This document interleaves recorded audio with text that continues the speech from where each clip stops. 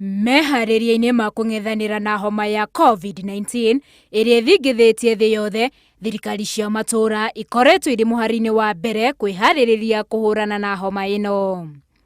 Thirikari ya kaunti ya Laikipia nĩ ĩthaĩte na itanda mirongo itano na ithatu iria cikũgayanwo nĩ thibitarĩ itiganĩte kaunti-inĩ ĩno kũngĩgĩa na mũtuthũko wa homa ĩno. Nanyuki Hospital has a capacity already of 10 beds.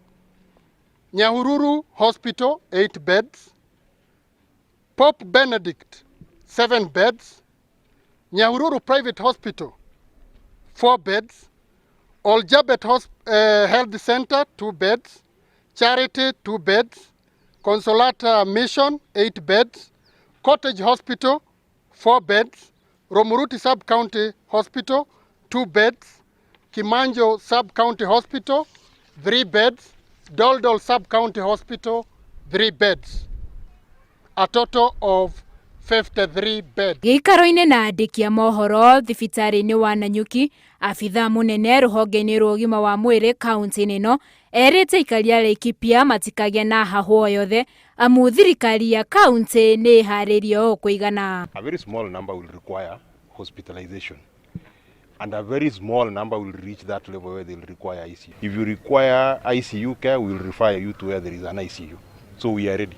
Oho CC wa ugima wa mwiri Lenai Kamario nĩ ahithũrĩtie atĩ mũthii warĩ ndege-ini na murwaru wa mbere wa homa ya COVID-19 bururi-ini ndarĩ ũgwati-inĩ o wothe wa homa ĩno amu thutha wa gũikara keheri-ini mwena wa Nanyuki ndarĩ na ndariri o ciothe cia homa ĩno. A case, that is one case of a contact with the first index case who had visited cottage. The contact